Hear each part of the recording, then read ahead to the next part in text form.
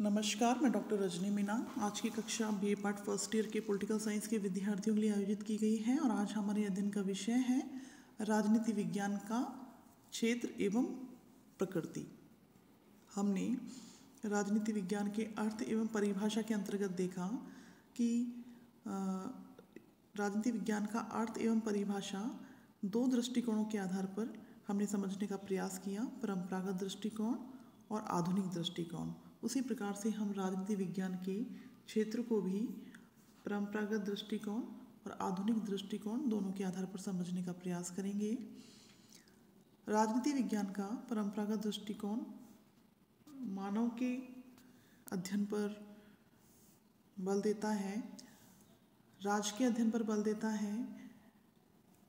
परंपरागत दृष्टिकोण के अनुसार राजनीति विज्ञान राज के अतीत का अध्ययन करता है, राज के वर्तमान का अध्ययन करता है और राज के भविष्य का अध्ययन करता है। हमने वैसे भी परिभाषाओं के अंतर्गत देखा था कि परंपरागत दृष्टिकोण के समर्थक विचारक राजनीति विज्ञान को राज से संबंधित मानते हैं, राज के अध्ययन तक सीमित रखते हैं, शासन के अध्ययन तक सीमित रखते हैं या फिर राज्य एवं शासन व्यवस्था के दोनों के अध्ययन तक सीमित रखते हैं। उसी प्रकार से परंपरागत दृष्टिकोण के क्षेत्र से तात्पर्य होता है कि हम राजनीति विज्ञान के अंतर्गत किन चीज़ों का अध्ययन करते हैं। तो राजनीति विज्ञान का जो परंपरागत दृष्टिकोण है उसके अनुसार राजनीति विज्ञान के अंतर्गत मानव का अध्ययन किया जाता है, राज का अध्ययन किया जाता है और राज के तीनों रूपों का अध्ययन किया जाता है, अतीत का अध्ययन, वर्तमान का अध्ययन और भविष्य का अध्ययन। अब हम आधुनिक दृष्टिकोण की बात करेंगे। आधुनिक दृष्टिकोण के अंतर्गत राजनीति विज्ञान के अंतर्गत राजनीतिक मनुष्य और उसके व्यवहार का अध्ययन किया जाता है। अर्थात राजनीति विज्ञान में जो मनुष्य का राजनीतिक व्यवहार है उसका भी अध्ययन किया जाता है, ऐसा आधुनिक दृष्टिकोण का मानना है। राजनीतिक संस्थाओं के संगठन एवं उनकी क्रियाओं का अध्ययन इसके अंतर्गत विचारक सम्मिलित करते हैं। अर्थात आधुनिक दृष्टिकोण के अंतर्गत राजनीति विज्ञान के अंतर्गत राजनीतिक संस्थाओं के संगठन के साथ साथ उनकी क्रियाओं का अध्ययन किया जाता है, राजनीतिक संस्थाओं की कार्यप्रणाली का अध्ययन किया जाता है और उनका तुलनात्मक अध्ययन भी किया जाता है। राजनीति विज्ञान के आधुनिक दृष्टिकोण के अनुसार राजनीति विज्ञान के अंतर्गत अंतर्राष्ट्रीय राजनीति का अध्ययन किया जाता है, विचार या विचारधारा, मूल्य, अर्थशास्त्र, समाजशास्त्र, सैन्य विज्ञान, सांख्यिकी, सर्वेक्षण आदि का अध्ययन किया जाता है। इस प्रकार से आधुनिक दृष्टिकोण का जो क्षेत्र है उसके अंतर्गत बहुत सी अन्य बातों को भी सम्मिलित किया गया है। जहाँ परंपरागत दृष्टिकोण मानव के अध्ययन, राज के अध्ययन तक सीमित था, वहीं आधुनिक दृष्टिकोण राजनीतिक मनुष्य और उसके राजनीतिक व्यवहार के अध्ययन को सम्मिलित करता है। राजनीतिक संस्थाओं के संगठन के औपचारिक अध्ययन मात्र पर ही बल नहीं देता, वरन उनकी क्रियाओं के अध्ययन पर बल देता है, उनकी संरचनाओं के अध्ययन पर बल देता है, उनकी कार्यप्रणाली के अध्ययन पर बल देता है। साथ ही तुलनात्मक अध्ययन को इसके अंतर्गत सम्मिलित किया गया है। राजनीति विज्ञान के आधुनिक दृष्टिकोण में अंतर्राष्ट्रीय राजनीति के अध्ययन को भी सम्मिलित किया गया है और बहुत सी विचारधाराओं और अन्य समाज विज्ञान की जो शाखाएं हैं उनके अध्ययन पर बल दिया गया है। अब हम राजनीति विज्ञान की प्रकृति को समझने का प्रयास करेंगे। राजनीति विज्ञान के स्वरूप को लेकर एक लंबे समय से बहस होती आ रही है कि राजनीति विज्ञान को हम किस श्रेणी में रख सकते हैं। क्या राजनीति विज्ञान की श्रेणी में रखने योग्य है या राजनीति विज्ञान को हम विज्ञान की श्रेणी में नहीं रख सकते या फिर इसे कलाओं की श्रेणी में हम रख सकते हैं। तो यह लंबे समय से चर्चा का विषय रहा है कि राजनीति विज्ञान की प्रकृति अथवा स्वरूप क्या है। इसका तात्पर्य यह है कि हम प्रकृति और स्वरूप से तात्पर्य यह है कि राजनीति विज्ञान को हम किस श्रेणी में रख सकते हैं। हम इसे विज्ञान मान सकते हैं या फिर हम इसे विज्ञान नहीं मान सकते या फिर हम इसे कला के श्रेणी में रख सकते हैं या नहीं रख सकते। इन सभी विषयों के बारे में अध्ययन इसके स्वरूप को तय करता है। राजनीति विज्ञान के स्वरूप को लेकर एक लंबे समय से जो बहस होती आ रही है। अरस्तु ने इसे सर्वोच्च विज्ञान की श्रेणी में रखा है। अरस्तु ने पॉलिटिकल साइंस को मास्टर साइंस के रूप में देखा। बर्नार्ड शॉ ने इसे मानवीय सभ्यता को सुरक्षित रख सकने वाला विज्ञान कहा है। एक प्रसिद्ध विचारक हुए हैं बकल। वो कहते हैं कि ज्ञान के वर्तमान धरातल पर राजनीति का विज्ञान होना तो दूर, वह तो कलाओं में भी सबसे पिछड़ी हुई कला है। अर्थात बकल ने पॉलिटिकल साइंस को एक साइंस के रूप में स्वीकार नहीं किया, वरन वो कलाओं में भी सबसे पिछड़ी हुई कला के रूप में राजनीति विज्ञान को देखते हैं। मैटलैंड एक विचारक हैं, उन्होंने भी कहा कि जब मैं राजनीति विज्ञान के शीर्षक के अंतर्गत परीक्षा प्रश्नों के समूह को देखता हूँ तो मुझे प्रश्नों पे नहीं बल्कि प्रश्न पत्र के शीर्षक पर दुख होता है। अर्थात उनका कहना था कि जब पॉलिटिकल साइंस के क्वेश्चन पेपर को जब देखते हैं तो उन्हें जो प्रश्नों की जो प्रवृत्ति है या उनका स्वरूप है उनको देखकर और शीर्षक को देखकर एक विरोधाभास सा महसूस होता है कि पॉलिटिकल साइंस को साइंस की श्रेणी में क्यों रखा गया है। अब हम देखेंगे कि राजनीति विज्ञान को विज्ञान की श्रेणी में नहीं रखने वाले कौन कौन से तर्क हैं कि हम राजनीति विज्ञान को विज्ञान की श्रेणी में नहीं रख सकते। पहला है सर्वमान्य तथ्यों का अभाव। जहाँ तक प्राकृतिक विज्ञानों में तथ्यों का प्रश्न है, वे दुनिया भर में कसौटी पर सदैव एक से खरे उतरते हैं। संसार के सभी वैज्ञानिक मानते हैं कि पानी में क्वथनांक, दबाव और तापक्रम एक सी परिस्थिति में सदैव एक ही रहेगा। दो हमेशा 4 ही होंगे। चाहे वो कोई से भी देश में हम इसकी गणना करें तो कैलकुलेशन हमेशा एक समान ही आएगा। अमेरिका में भी और रूस में भी हम इसका कैलकुलेशन करेंगे तो समान रिजल्ट्स ही सामने आएंगे। किंतु राजनीति विज्ञान में ऐसे अटल वैज्ञानिक तथ्य नहीं पाए जाते।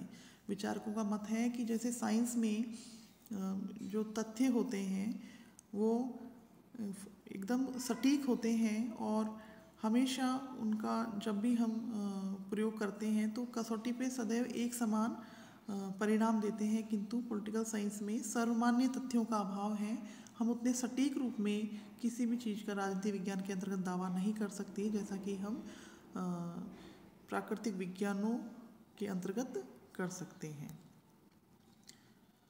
अनेक विद्वान जैसे पॉलिटिकल साइंस के अंतर्गत मानते हैं कि एक सदनात्मक व्यवस्थापिका अच्छी होती है, तो कुछ विद्वान मानते हैं कि द्विसदनात्मक व्यवस्थापिका ज़्यादा अच्छी होती है। इस प्रकार से राजनीति विज्ञान के अंतर्गत जो अवधारणाएं हैं उनके बारे में भी, विचारधाराएं हैं उनके बारे में भी विद्वानों में एक मत नहीं है, अलग अलग मत विद्वान होते हैं। इसीलिए राजनीति विज्ञान को विज्ञान की श्रेणी में नहीं रखा जा सकता। कार्य एवं कारण में निश्चित संबंध का अभाव। राजनीति विज्ञान में प्राकृतिक विज्ञानों की तरह कार्य कारण का संबंध नहीं है। राजनीतिक क्षेत्र में जो घटनाएं घटित होती हैं वे वस्तुतः अनेक पेचीदों कारणों के परिणाम होती हैं। यह कहना कठिन होता है कि फ्रांस की राजक्रांति का कारण राजनीतिक दार्शनिकों का विचार था अथवा प्राचीन व्यवस्था का कुशासन। 1917 की सोवियत क्रांति साम्यवादी विचारधारा के परिणाम स्वरूप हुई या उस समय के अंतर्राष्ट्रीय वातावरण के कारण। अर्थात किसी भी घटना के घटने के पीछे जो साइंस के अंतर्गत तर्क दिए जाते हैं वो एकदम सही होते हैं, सटीक होते हैं। किंतु राजनीति विज्ञान के अंतर्गत कोई घटना घटती है तो उसके जो कारण बताए जाते हैं वो एकदम सटीक रूप में सही हो ये नहीं कहा जा सकता। जैसे कि 1917 की जो सोवियत रूस की क्रांति थी वो साम्यवादी विचारधारा के कारण हुई या फिर उस समय के अंतर्राष्ट्रीय वातावरण के कारण हुई या फिर अन्य बहुत सी घटनाएं घटती हैं, उनका कारण क्या है। ऐसे अनेक कारण विद्यमान होते हैं जिसकी वजह से पॉलिटिकल साइंस में विश्लेषण करते वक्त यह नहीं कहा जा सकता कि अमुक घटना का अमुक कारण ही उत्तरदायी है या अमुक कारण की वजह से ही अमुक घटना घटी। परिवेक्षण एवं परीक्षण का अभाव। पदार्थ विज्ञानों में एक प्रयोगशाला में बैठकर यंत्रों की सहायता से मनचाहे प्रयोग किए जा सकते हैं। ब्राइस कहते हैं भौतिक विज्ञान में एक निष्कर्ष पर पहुंचने के लिए बार बार प्रयोग किए जा सकते हैं, किंतु राजनीति में एक प्रयोग बार बार नहीं दोहराया जा सकता, क्योंकि उसी प्रकार की दशाएं दोबारा पैदा नहीं की जा सकती। जैसे कोई नदी एक ही प्रवाह में दोबारा प्रवेश नहीं कर सकती। अर्थात जब पदार्थ विज्ञानों में कोई भी प्रयोग किए जाते हैं तो बार बार प्रयोग किए जा सकते हैं, किंतु राजनीति विज्ञान के अंतर्गत ऐसे प्रयोग संभव नहीं हैं। एक ही प्रयोग को बार बार करने पर अनेक परिस्थितियां उत्पन्न होती हैं। समान परिस्थितियां हमेशा के लिए विद्यमान नहीं होती। भविष्यवाणी संभव नहीं। जैसे राजनीति विज्ञान की वैज्ञानिकता पर इसलिए भी संदेह किया जाता है कि वह भविष्य के संबंध में कुछ निश्चयपूर्वक कहने में असमर्थ है, क्योंकि राजनीति विज्ञान मानव जीवन के राजनीतिक पहलू का अध्ययन करता है। मानव स्वभाव परिवर्तनशील होता है, अतः मानव व्यवहार के बारे में कुछ भी नहीं कहा जा सकता। भौतिक विज्ञान में यह सही बतलाया जा सकता है कि किस समय चंद्र ग्रहण होगा, किस समय सूर्य ग्रहण होगा, लेकिन राजनीति विज्ञान में यह नहीं बताया जा सकता कि किस निश्चित विचार का जनता पर क्या प्रभाव पड़ेगा, किस समय आर्थिक असंतोष देश में क्रांति ला देगा। इसी लिए कहा जाता है कि राजनीति विज्ञान के अंतर्गत उतनी सटीक भविष्यवाणी नहीं की जा सकती जितना कि प्राकृतिक विज्ञानों के अंतर्गत की जा सकती है। इसी तर्क को आधार बना के कहा जाता है कि राजनीति विज्ञान को विज्ञान की श्रेणी में नहीं रखा जा सकता। अचूक माप की कमी। शुद्ध माप विज्ञान की सर्वप्रथम विशेषता होती है, लेकिन राजनीति विज्ञान में शुद्ध माप संभव नहीं है, क्योंकि मनुष्य के अंतर्गत बहुत सी भावनाएं विद्यमान होती हैं, जैसे आवेग है, उत्तेजना, अभिलाषा, जो राजनीति को प्रभावित करती हैं। और ये भावनाएं अदृश्य हैं, इन्हें ताप या गैस के दबाव की तरह मापा नहीं जा सकता, क्योंकि राजनीति विज्ञान की बहुत सी बातें हैं जो राजनीति मानव के स्वभाव, मानव के व्यवहार, मानव की भावनाओं पर निर्भर होती हैं, और उसे हम जो प्राकृतिक विज्ञान के अंतर्गत जो कैलकुलेशन होता है, जैसे ताप का है, गैस का, उस प्रकार से हम पॉलिटिकल साइंस में भावनाओं को नहीं माप सकते। परिभाषा, शब्दावली तथा अध्ययन पद्धतियों के संबंध में भी एक मत नहीं है, अलग अलग विचार। राजनीति विज्ञान की हम परिभाषा के रूप में ही देख लें कि राजनीति विज्ञान के परंपरागत दृष्टिकोण के समर्थक विचारक राजनीति विज्ञान को राज्य शासन के अध्ययन तक सीमित करते हैं, जबकि आधुनिक विचारक राजनीति विज्ञान को शक्ति एवं शक्ति के लिए संघर्ष के अध्ययन तक विस्तृत करते हैं। तो राजनीति विज्ञान की जो परिभाषा है, शब्दावली है, अध्ययन पद्धतियाँ हैं, उनके अंतर्गत भी विचारकों में मतभेद है, एक मत नहीं है। इसलिए कहा जा सकता है कि राजनीति विज्ञान को विज्ञान की श्रेणी में नहीं रखने का ये एक महत्वपूर्ण तर्क है कि परिभाषा, शब्दावली और अध्ययन पद्धतियों के संबंध में भी एक मत नहीं है, और बहुत सी बातें हैं राजनीति विज्ञान की, विचारधाराएं हैं, अवधारणाएं हैं, जिनमें विद्वानों में मतभेद हैं।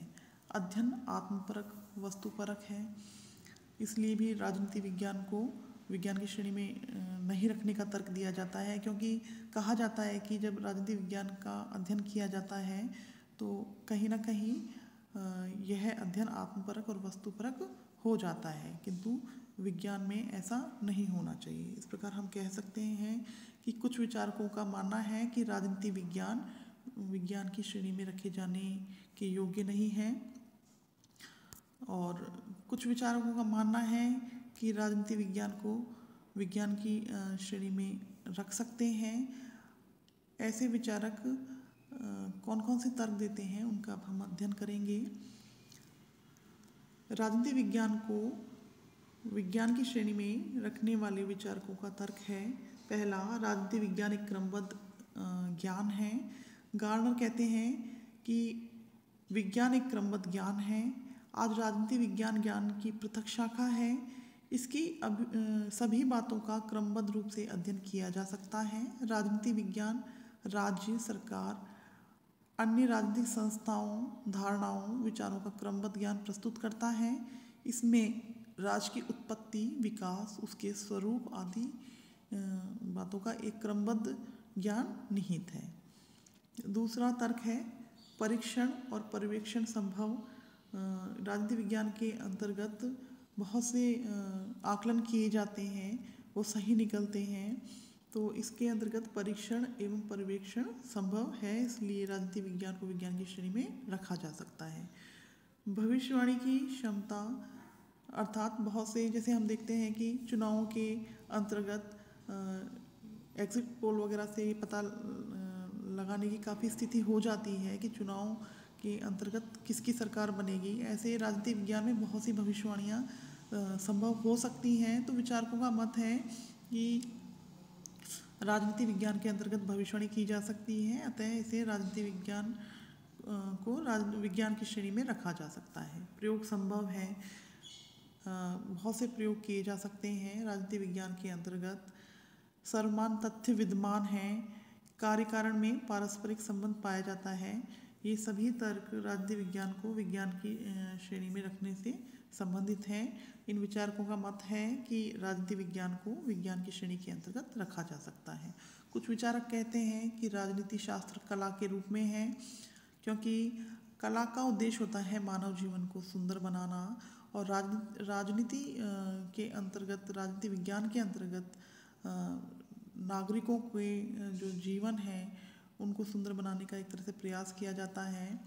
उन्हें अधिकार प्रदान किए जाते हैं, राज्य के अंतर्गत उन्हें सुरक्षा प्रदान की जाती है। कला जैसे अपने आप में एक ऐसी विधा है जिसका उद्देश्य मानव जीवन को श्रेष्ठतम रूप प्रदान करना होता है। ज्ञान का वास्तविक जीवन में प्रयोग करना ही कला है। कला वह विषय है जो हमें किसी कार्य को अच्छी तरह करना सिखाए, जो विज्ञान का व्यावहारिक जीवन में प्रयोग सिखाए। इस मापदंड से राजनीति विज्ञान निश्चित रूप से कला है। वह कला के रूप में नागरिकों को आदर्श नागरिक बनाने में सहायक है, उन्हें अधिकार प्रदान करती है, उन्हें कर्तव्य का बोध कराती है, अधिकारों के लिए जागरूक करती है। उस प्रकार से हम कह सकते हैं कि राजनीति शास्त्र को कला के अंतर्गत भी रखा जा सकता है। कुछ विचारकों का ऐसा मानना है। आज की कक्षा यहीं तक। धन्यवाद।